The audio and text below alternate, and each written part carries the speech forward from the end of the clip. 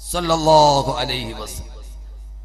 യഥാർത്ഥത്തിൽ അള്ളാഹു നമുക്ക് നൽകിയ അനുഗ്രഹത്തിൽ ഏറ്റവും പ്രധാനപ്പെട്ട ഒരു അനുഗ്രഹമാണ് ഉറക്കം. എഴുന്നേറ്റാൽ ഉടനെ പറയണം അൽഹംദുലില്ലാഹ് അല്ലദീ അഹ്യാനാ ബഅദമാ അമാതനാ വഇലൈഹിൻ നുശൂർ.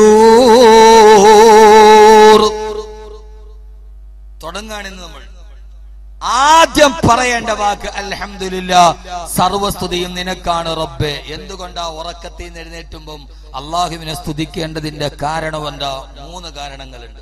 നിങ്ങളൊന്ന് ചിന്തിച്ചു നോക്കിയേ. ഉറക്കത്തിൽ നിന്ന് എഴുന്നേറ്റാൽ ആദ്യം പടച്ച റബ്ബിനെ സ്തുതിച്ചു, അള്ളാഹിനെ അറിഞ്ഞു, അൽഹംദുലില്ലാഹ്. എന്തിനാ അത് പറയുന്നത്? എന്തിനാ അങ്ങനെ പറയാനുള്ള പ്രധാനപ്പെട്ട 3 കാരണങ്ങളുണ്ട്. എത്ര കാരണം? എന്ത് പറയാൻ? അൽഹംദുലില്ലാഹ് എന്ന് പറയാൻ 3 കാരണങ്ങളുണ്ട്. ഒന്ന്,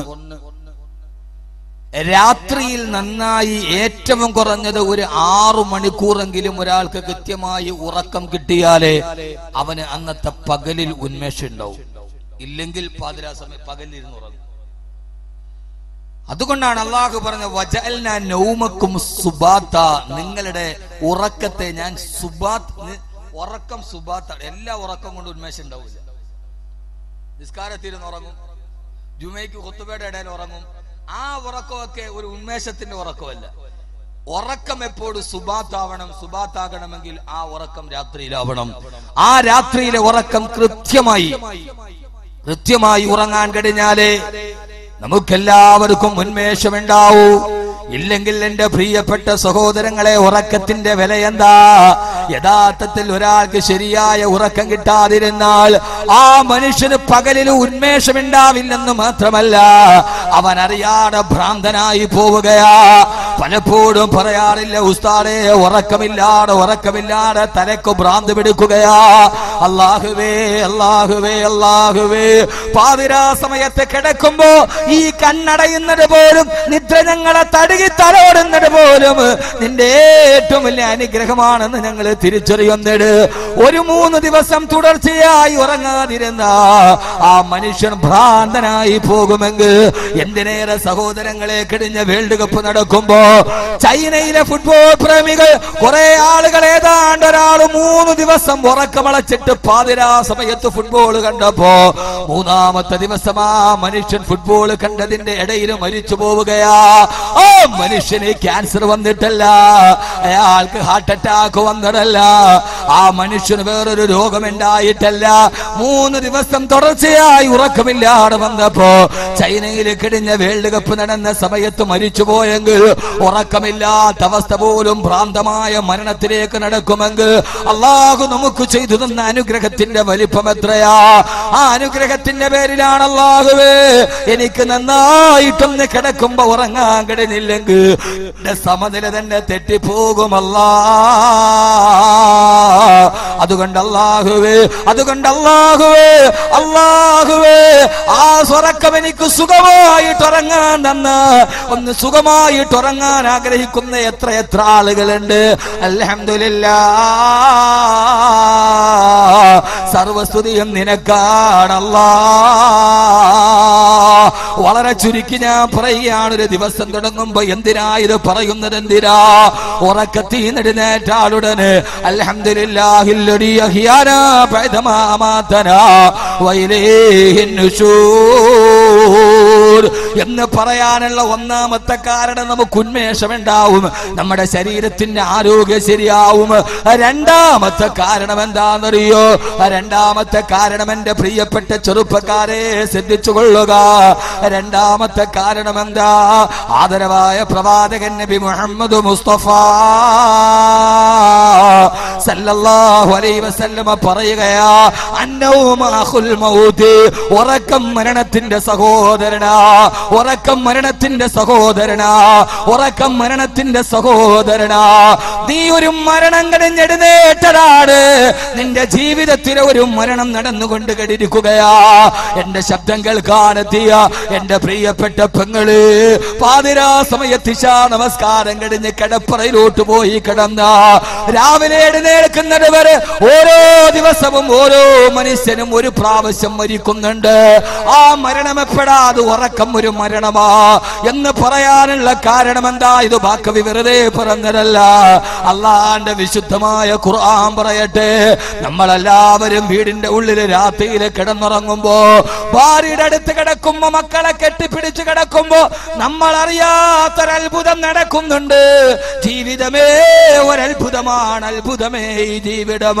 ആരും അറിയാതെ പോരേടത്തെ പള്ളിക്കല് ഗണപതി നടയുടെ ഭാഗത്തുള്ള വീട്ടിൽ കിടന്നുറങ്ങുമ്പോ ആ സമയത്തൊരു വലിയ അത്ഭുതമായ കർമ്മം നടക്കുന്നുണ്ട്. എന്താണെന്നറിയോ? അള്ള തന്നെ പറയുന്നുണ്ട് ഖുർആനിലൂടെ, ഇത് വാറോല പറയുന്നതല്ല. നമ്മളെല്ലാവരും ഉറങ്ങിക്കഴിയുമ്പോ അള്ളാഹു പറയുകയാണ്, അള്ളാഹു യതവഫൽ അൻഫുസ ഹീന മൗതിഹാ വല്ലതീ ലം തമുത് ഫീ മനാമിഹാ ഫയുംസികുല്ലതി ഖലാ അലൈഹൽ മൗത് വയുർസിലുൽ ഇലാ അജലിൻ മുസമ്മാ. അല്ലാഹ് പറയുകയാണ്, അല്ലാഹു യതവഫൽ അൻഫുസ ഹീന മൗതിഹാ, പാതിരാ സമയത്ത് ഉറങ്ങുന്ന സമയത്ത് അല്ലാഹു ഓരോരുത്തരെയും മരിപ്പിക്കുകയാ. നമ്മൾ കിടന്നുറങ്ങുമ്പോ നമ്മുടെ ശരീരത്തിന്റെ ആത്മാവ് അള്ളാഹുവിന്റെ അടുക്കലേക്ക് അള്ളാഹു തിരിച്ചു വിളിക്കുമ്പോ ഓരോരുത്തരെ, ഞാൻ ഉറങ്ങുമ്പോ അഹമ്മദ് കബീറിന്റെ റൂഹിനെ, നിങ്ങൾ ഉറങ്ങുമ്പോ നിങ്ങളുടെ ആത്മാവിനെ അള്ളാഹുവിന്റെ അടുക്കലേക്ക് അള്ളാഹു വിളിക്കുമത്രേ. അള്ളാഹു പറയുകയാണ്, വല്ലതീ ലം തമുതു ഫീ മനാമിഹാ ഫയുംസികുല്ലതീ ഖലാ അലൈഹൽ മൗത്. ആരുടെ മരണമാണോ പാതിരാ സമയത്ത്, അന്നത്തെ പാതിരാത്തിരവന് മരിക്കണമെന്ന് അള്ളാഹു തീരുമാനിച്ചിട്ടുണ്ടെങ്കിൽ ആ റൂഹ് പിന്നീട് ശരീരത്തോട്ട് തിരിച്ചു വരില്ല. അള്ളാഹു പറയുകയാണ്, പടച്ചറപ്പിന്റെ അടുക്കലേക്ക് വിളിക്കുമ്പോ പിന്നെ ആ റൂഹ് വരില്ല മോനെ, രാവിലെ എഴുന്നേക്കാൻ നിനക്ക് കഴിയില്ല. ചില റൂഹുകളെ അള്ളാഹു തിരിച്ചു വിടില്ല, ആ രാത്രിയിൽ തന്നെ മരിപ്പിക്കുകയാ. അതല്ല വയുർസിലുൽ ഉഖ്റാ ഇലാ അജലിൻ മുസമ്മാ. ചില റൂഹുകളെ അല്ലാഹു തിരിച്ചു പറന്നു വിടും. രാവിലെ എഴുന്നേറ്റ് ഒരു പകല് കൂടി നിന്റെ ആയുസ്സിലുണ്ടാവട്ടെ, അന്ന് രാത്രി വീണ്ടും തിരിച്ചു വിളിക്കും. പോരേടത്തെ പ്രിയപ്പെട്ട ചെറുപ്പക്കാരാ, പാതിരാ സമയത്ത് നിന്റെ വീടിന്റെ ഉള്ളിൽ നീ കിടന്നുറങ്ങുമ്പോ നിന്റെ ആത്മാവ് പടച്ചറപ്പിന്റെ അടുക്കലേക്ക് പോവുകയാ. അതിനെങ്ങാനും അല്ലാഹു തിരിച്ചിനി ആ ശരീരത്തിൽ വീണ്ടെന്ന് തീരുമാനിച്ച രാവിലെ അന്ന് ലോഹറിന് നിന്റെ മയ്യത്തിന്റെ കുടിമോനെ പോരേടത്തെ പള്ളിയുടെ ഖബർസ്ഥാനിൽ കുരുക്കപ്പെടും. പാതിരാ സമയത്ത് സെക്കൻഡ് ഷോയും കണ്ട് കള്ളുകുടിക്ക് വീർത്ത വയറുമായി കിടത്തുറങ്ങുന്ന എന്റെ പ്രിയപ്പെട്ട മുസ്ലിം ചെറുപ്പക്കാരാ, മദ്യപിച്ച കള്ളും വയറ്റുള്ളിൽ കിടന്നിട്ട് മലന്ന് കിടക്കുമ്പോ ഓർക്കുന്നുണ്ടോടാ പൊന്നുമോനെ, എന്റെ റൂഹ് പടച്ചറപ്പിന്റെ അടുക്കലേക്ക് പോവുകയാ. അല്ലാഹു തിരിച്ചു വിടണ്ടെന്ന് തീരുമാനിച്ച ഒരു മുഴുക്കുടിയനായ രീതിയിൽ നീ പടച്ചറപ്പിന്റെ മുമ്പിൽ മരിച്ചു വീടുകയാ. നിന്റെ ഖബറിന്റെ അവസ്ഥ എന്താ?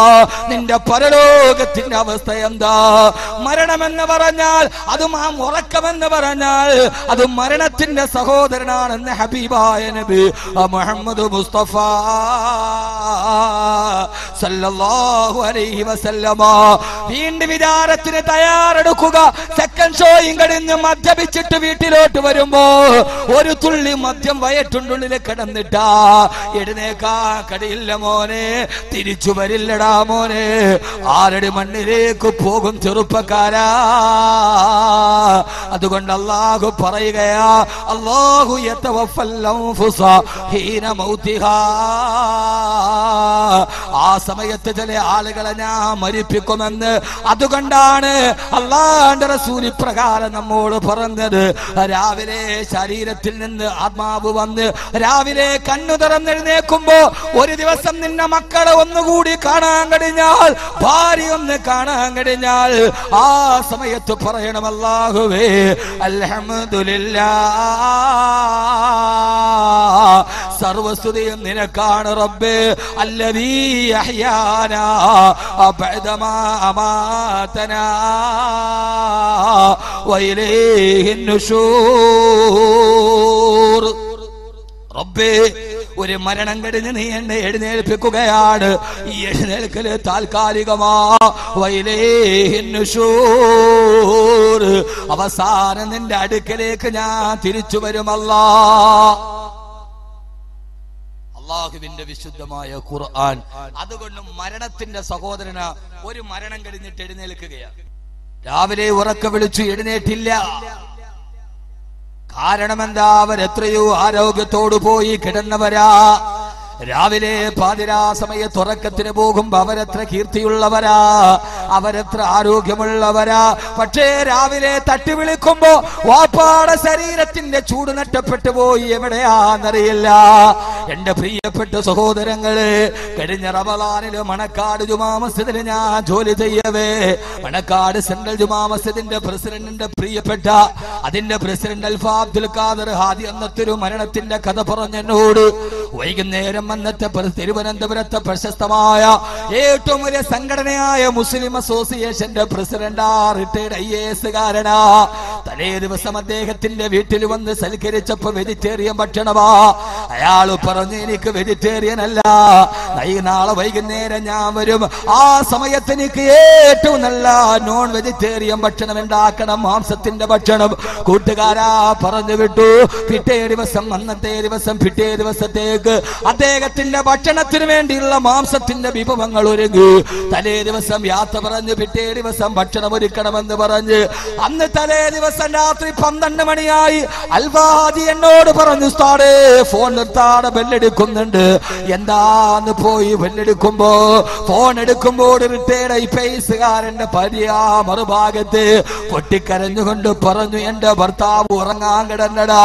പാതിരാ സമയത്തൊന്ന് വിളിച്ചു നോക്കിയപ്പോ വേർപ്പിൽ വല്ലാതെ മുങ്ങി കുളിച്ചു കിടക്കുന്നു. വിളിച്ചിട്ട് എന്റെ ഭർത്താവ് അനങ്ങുന്നില്ല.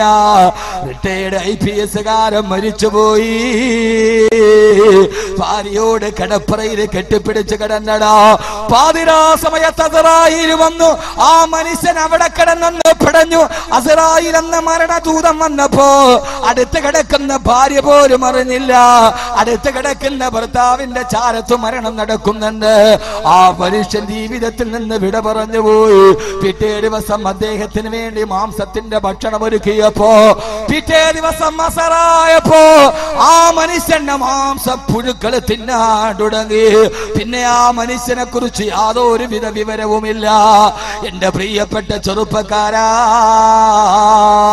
അതുകൊണ്ടാണ് അല്ലാഹുവിന്റെ റസൂല് പറഞ്ഞത്, രാത്രി സമയത്ത് കിടന്നുറങ്ങാൻ പോകുമ്പോ wudu എടുക്കണേ. ആ wudu എടുത്തിട്ട് ഉറങ്ങാൻ നേരത്ത് wudu എടുക്കണേ. എന്നിട്ട് wudu എടുത്തിട്ട് കട്ടിലിൽ പോയിട്ട് ഫാത്തിഹ ഓതണേ. സുബ്ഹാനല്ലാഹ് 33, അൽഹംദുലില്ലാഹ് 33, അല്ലാഹു അക്ബർ 34 പ്രാവശ്യം പറയണേ. എന്നിട്ട് കിബിലയുടെ നേരെ തിരിഞ്ഞു കിടക്കണേ. നീ മരിക്കാൻ പോവുകയാ, നീ മരിക്കാൻ പോവുകയാ. ആ സമയത്ത് പാതിരാത്തിലെങ്ങാനും നിന്റെ റൂഹ് പോയാ അത് വുദൂഓട് കൂടിയായിരിക്കട്ടെ, അത് തസ്ബീഹ് പറഞ്ഞ നാവോട് കൂടെ ആയിരിക്കട്ടെ, അത് നിന്റെ ശുദ്ധിയോട് കൂടെ ആയിരിക്കട്ടെ. ആ സമയത്ത് നിന്റെ റൂഹ് പിടിച്ചാൽ അത് കിബിലയുടെ നേരെ ആയിരിക്കട്ടെ. അതുകൊണ്ടാണ് ഉറക്കത്തിന് ഇത്രയേറെ മര്യാദകൾ പറഞ്ഞത്. ഇതൊന്നും നിസ്സാരമല്ലടാ. ലോകത്തിന്റെ ആഭാസങ്ങൾ മുഴുവനും ചാനലുകളിലൂടെ കണ്ടിട്ട് മലന്ന് കിടന്നുറങ്ങുന്ന അഭിനവകാല മാംസപിണ്ഡങ്ങളായി പോയ എന്റെ പ്രിയപ്പെട്ട മുസ്ലിം കുടുംബമേ, പാതിരാ സമയത്തുറങ്ങുന്ന നേരത്ത്, ആ സമയത്തുറങ്ങുന്ന നേരത്ത് എന്റെ പ്രിയപ്പെട്ട ഉമ്മ, നീ മറന്നു പോയ പാഠമാ. ഇദാ കാന ജുനുഹുൽ ലൈലി ഫകഫൂ സിബിയാനകും വഅഗ്ലികൂ അബ്വാബകും. രാത്രിയായ ഉമ്മ നിന്റെ വീട്ടിലെ മുഴുവൻ പാത്രങ്ങളും മൂടി വെക്കണം, നിന്റെ വാതിലുകളെല്ലാം അടക്കണം. എന്നിട്ട് നിന്റെ മക്കളെ കിടത്തി ഉറക്കണം. ആ മക്കളെ കിടത്തി ഉറക്കുമ്പോ മക്കളുടെ തലയിൽ കൈവച്ചിട്ട് 3 പ്രാവശ്യം ഖുൽ ഹുവല്ലാഹു അഹദ് ഓതണം, ഫാത്തിഹ ഓതണം. എന്നിട്ടേ മക്കളെ കിടത്തി ഉറക്കാവൂ. നാളെയെങ്ങാനും നിന്റെ പൊന്നുമക്കള് കണ്ണു തുറക്കാതെ വന്നാ അവര് സൂറത്തുൽ ഇഖ്ലാസ് ഓതിയ രീതിയിൽ അവർ അല്ലാഹുവിന്റെ നാമം കേട്ട രീതിയിൽ മരിച്ചു പോകട്ടെ എന്നീ ആദാബുകളും മര്യാദകളും പഠിപ്പിച്ചിരുന്നത് എന്തിനാ? കാലഘട്ടത്തിന്റെ അനുസ്യൂതമായ പരിഷ്കാരത്തിന്റെ പ്രവാഹം വന്നപ്പോ എല്ലാം വലിച്ചെറിഞ്ഞ